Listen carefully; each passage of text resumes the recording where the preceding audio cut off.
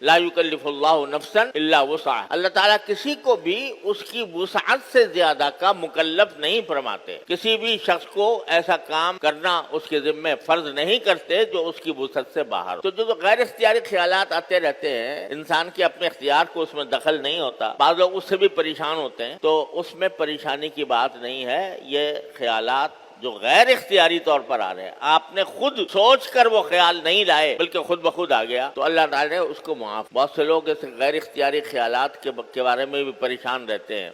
کہ بھی میرے دل میں ایسے برے برے خیالات آتے ہیں۔ یہ اصل میں شیطان ڈالتا ہے، اور شیطان کا تو کام ہی یہ ہے کہ وہ انسان کو گمراہی کی طرف لے جائے، تو غلط سلط خیالات وہ دل میں انسان کے ڈالتا رہتا ہے۔ لیکن قرآن کریم کی ایک آیت نے بڑی زبردست تسلی دی ہے مسلمانوں۔ وہ فرمایا قرآن کریم نے کہ انما النجوى من الشیطان لیحزن الذین آمنوا ولیس بضارهم شیئا، کہ شیطان جو سرگوشی کرتا ہے، سرگوشی کرنے کا معنی یہی ہے، شیطان ڈالتا ہے دل میں خیال، آپ اپنی طرف سے نہیں لائے، سوچ کر نہیں لائے، شیطان نے دل میں خیال ڈال دیا، تو اس کو قرآن نے تعبیر فرمایا ہے شیطان کی سرگوشی کرنے۔ سرگوشی کا معنی ہے کسی کو کان میں کوئی چپکے سے بات کہہ دینا۔ تو فرمایا قرآن کریم نے کہ شیطان جو ہے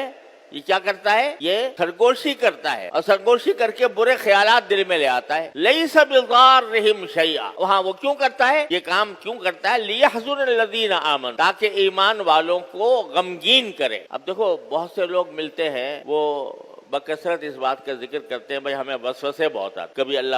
کہتے ہیں ایسے وسوسے آتے ہیں کہ اپنے اوپر شبہ ہوتا ہے کہ ہم کافر تو نہیں ہو گئے، اللہ بچائے۔ اللہ تعالیٰ کے بارے میں وسوسے آ جاتے ہیں، اللہ تعالیٰ معاف کرے۔ انبیاء کرام کے بارے میں آ جاتے ہیں، صحابہ کرام کے بارے میں آ جاتے ہیں، خود ایمان کے بارے میں آ جاتے ہیں۔ یہ غیر اختیاری وسوسے، تو یہ جو غیر اختیاری وسوسے آتے ہیں اس سے پریشان ہوتے ہیں لوگ کہ بھئی کیا کروں میں تو کہیں کافر تو نہیں ہو گیا، میں کوئی اللہ کے ہاں مردود تو نہیں ہو گیا، ایسے خیالات میرے دل میں آ رہے ہیں، نماز میں آ جاتے ہیں، سجدے کے اندر آ جاتے ہیں۔ تو قرآن نے کتنی تسلی کے ساتھ فرمایا کہ انما النجوى من الشیطان لیحزن الذین آمنوا، یہ شیطان کی جو سرگوشی ہوتی ہے، تمہارے دل میں برے برے وسوسے آتے ہیں، یہ سب شیطان ڈالتا ہے، اس لیے ڈالتا ہے کہ تاکہ تمہیں غمگین کرے، تمہیں غم میں مبتلا کرے۔ اس کا کام تو یہ ہے نا کہ انسان کو تکلیف پہنچائے کسی نہ کسی طرح، تو یہ وسوسے ڈال کر وہ انسان کو غمگین کرتا ہے۔ ولیس بضارهم شیئا، اور قرآن نے بڑے واضح لفظوں میں فرما دیا کہ مومنوں کے دل میں جو یہ وسوسے شیطان ڈالتا ہے، اس سے ان کو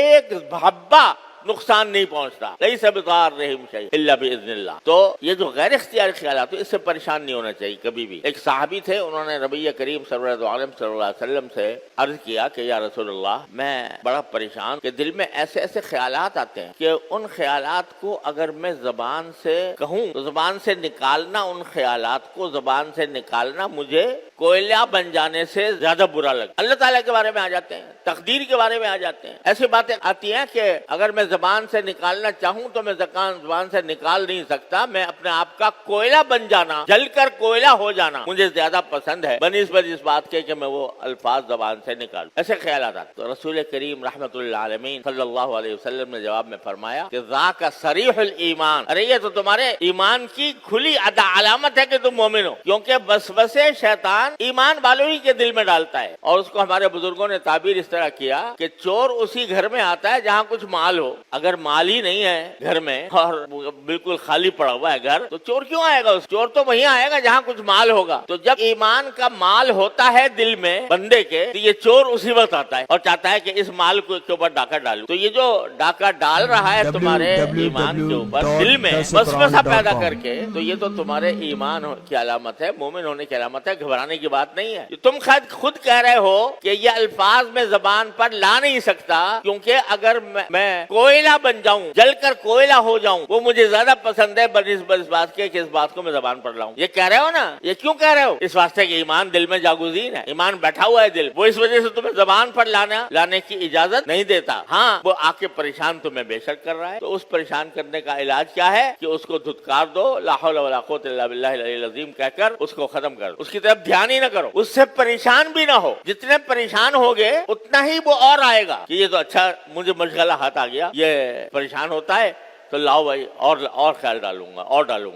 اور اگر تم پریشان نہ ہو اور یہ سوچو اللہ کا شکر ہے مجھے یہ میرے ایمان کی علامت ہے، رسول کریم صلی اللہ علیہ وسلم نے ارشاد فرما دیا، گواہی دے دی، قرآن نے کہہ دیا کہ تمہیں کچھ نقصان نہیں پہنچائے گا، تو پھر جب یہ تصور کر کے آدمی اس کو دھتکار دے گا تو وہ شیطان ہے بڑا کمزور، ہم لوگ سمجھتے ہیں کہ بہت زبردست قوت ہے اس کی اور بہت زبردست طاقت ہے، تو یہ اس شیطان جو ہے ایسا ہے جیسا کمینہ آدمی ہوتا ہے نا، تو کمینہ جو ہوتا ہے جو اس کے سامنے دب جائے اس پر شیر ہو جاتا ہے، اور اگر کوئی ڈٹ جائے تو بگڑ جاتا ہے، تو شیطان کا معاملہ بھی یہی ہے، ان کید الشیطان کان ضعیفا، قرآن کہتا ہے شیطان کا جو مکر ہے وہ بہت کمزور ہے، ڈرا نہ کرو اس سے بہت زیادہ، صرف اس وقت یہ تمہیں تکلیف پہنچائے گا جب تم اس کے آگے اس کے فرما بردار بن جاؤ گے یا اس کے آگے جھک جاؤ گے تو تمہیں پریشان کرے گا اور پتہ نہیں کہاں لے جائے گا، لیکن اگر ایک مرتبہ ڈٹ گئے کہ یہ دل میں کچھ بھی وسوسہ ڈالا کرے کچھ نہیں ہوگا میرا، تو وہ بھاگ جائے۔ تو یہ جو غیر اختیاری خیالات ہوتے ہیں اس کے اوپر شریعت نے کوئی پابندی نہیں لگا، اور نہ اس کے اوپر کوئی داروگیر ہے۔ آخرت میں یہ سوال نہیں ہوگا کہ تمہیں فلاں وقت میں یہ خیال کیوں آیا تھا، اس پر کوئی داروگیر نہیں ہوگی انشاءاللہ، لہذا اس سے تو پریشان ہونے کی ضرورت نہیں۔